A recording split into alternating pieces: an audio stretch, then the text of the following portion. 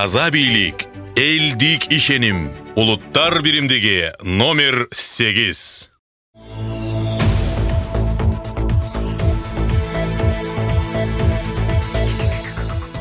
Аксыдагы 13 жаштагы кыз 16 жаштагы тууганынан көз жарган. Аксы районунда көз жарган окуучу кызды зордуктоого шектелип 16 жаштагы бала кармалды. Бул тууралуу Жалал Абад облустук ички иштер башкармалыгынын басма сөз кызматынан билдиришти. Маалыматка ылайык, милиция 1-апрелде саат 7:00 чамасында Аксы райондук аймактык ооруканасынан Кара Суу айылынын 2007-жылы туулган тургуну төрөт бөлүмүндө төрөгөндүгүн кабарлаган. Бул окуя Аксы райондук ички иштер башкармалыгы тарабынан кылмыштардын жана жоруктардын бирдиктүү реестрине катталып, тергөө кызматы тарабынан Жазык кодексинин 161-беренесинин 4-бөлүмү зордуктоо менен сотко чейинки өндүрүш иши башталган. Анын алкагында 5-апрелде Аксы районунун 2004-жылы туулган АК аттуу тургуну кылмышка шектүү катары кармалып, убактылуу кармоочу жайга киргизилди. Аймактык кабарчыга белгилүү болгондой, шектүү окуучу кыздын жакындары болгон. Баткенде аткезчилик менен ташылган 12 тонна мандарин кармалды. Баткенде аткезчилик жолу менен ташылып келген 12 тоннадан ашык мандарин кармалды. Бул тууралуу Улуттук коопсуздук мамлекеттик комитетинин басма сөз кызматынан билдирди. Маалыматка бүгүн 6-апрелде Баткен облусунун Лейлек районунун 3 тургунуна таандык 4 Mercedes Sprinter унаасы кармалган. Кармалган унааларды тинтүүдө коңшу мамлекеттен Кыргызстандын базарларына сатуу үчүн алынып келинген контрабандалык жүктөр табылып алынды. Кармалган жүктөрдүн жалпы көлөмү 12 тоннадан ашык болгон. Ал эми жүктүн жалпы суммасы болжолдуу түрдө 1 миллион сомдон ашык сумманы түзгөн. Тийиштүү документтердин жоктугунан товарларды кармоо боюнча протокол түзүлүп, кармалган товарлардын базар баасын аныктоо жана төлөнө турган бажы алымдарын белгилөө үчүн унаалар Баткен бажы терминалына киргизилди. УКМК аткезчиликке каршы күрөшүү боюнча күчөтүлгөн түрдө тиешелүү ыкчам издөө иш-чараларын жүргүзүүдө.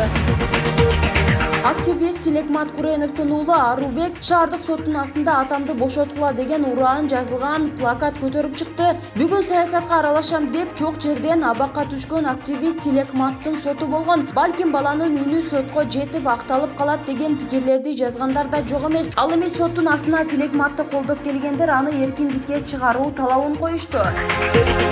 Рыскелди Момбеков пост жазды деп камаса, тос айткандарды да камасын. Депутат Рыскелди Момбеков да активист Тилекмат Куреновду колдоп Бишкек шаардык сотунун алдына келди. Аны кармоого негиз деле жок болчу, пост жазып койду. Бийликти басып алууга чакырык жасады деп камап койду. Тос менен посттун айырмасы жок. Пост жазып койду деп камаса, анда тос айткандар да камалсын. Эми сот да акыйкат чечим чыгарып, анан жаш баласын эске алып, коомчулукту да карап, адилет чечим чыгарат дедим эле. Бирок күчүндө калтырып коюптур деди, өз пикирин билдирди. Ал эми сотко активист Тилекматтын апасы, жубайы, балдары менен келген. Аны эркиндикке чыгаруусун талап кылып, бир топ коомдук активисттер ар түрдүү ураандагы плакаттарды көтөрүп барышкан.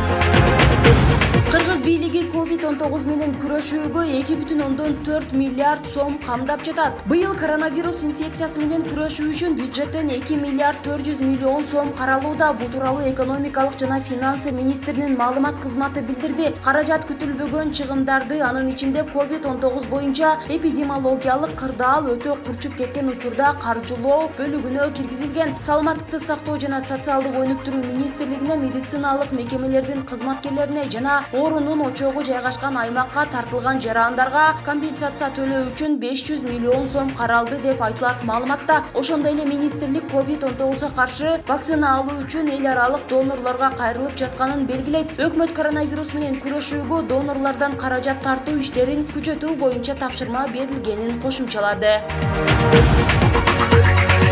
Ташкентте өсүмдүк майы кымбаттап, узун кезек пайда болду. Өзбекстандын борбору Ташкентте өсүмдүк майынын баасы кымбаттаганына байланыштуу муниципалдык жарманкелерде узун кезек пайда болду. Бул тууралуу жергиликтүү басылмалар жазды. Шаар бийлиги өсүмдүк майынын баасын кармоо максатында муниципалдык дүкөндөрдү ачкан. Анда 1 литр күн карама майы 14 000 өзбек суму 113 сомдон сатылууда. Ал эми базардагы баалар 20 000 сом 162 сом экени айтылууда. Шаар тургундарынын айтымында арзандатылган жарманкеде өсүмдүк майы менен кумшекер гана сатылууда. Өзбекстанда акыркы эле айларда өсүмдүк майынын баасы 17% кымбаттаган. Ал эми жалпы азык-түлүккө болгон баа 20-25% көтөрүлгөн.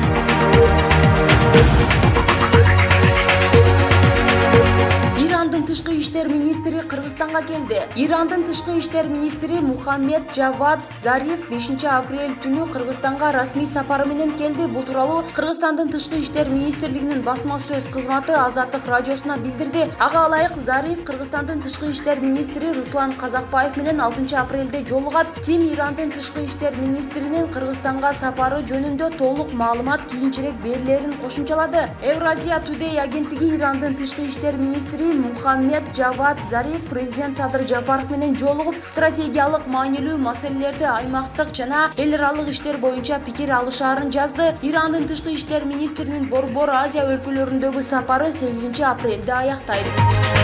Казакстан Кыргызстанга аскердик техниканы бекер берет. Казакстандын коргоо министрлиги Кыргызстанга колдонулбай турган аскердик мүлкүн бекер берүүнү карап жаткандыгын коңшу өлкөнүн маалымат каражаттары жазып чыкты. Казакстандын Кыргызстанга аскердик техникалык жактан акысыз көрсөтө турган жардамы боюнча өкмөттөр аралык ратификациялоо жөнүндө мыйзам долбоорун талкуулоо үчүн ачык ченемдер укуктук актылар порталына жайгаштырылган деп жазылат маалыматта. Мыйзам долбоорун иштеп чыгуу чечими Кыргызстандын президенти Садыр Жапаровдун 2-3 мартта Казакстанга, анын ичинде Нур-Султанга болгон мамлекеттик сапарынан кийин кабыл алынганы айтылат. Документке ылайык Казакстандын коргоо министрлиги колдонулбаган аскердик мүлкүн кыргызстандык кесиптештерине бекер берүүгө даяр.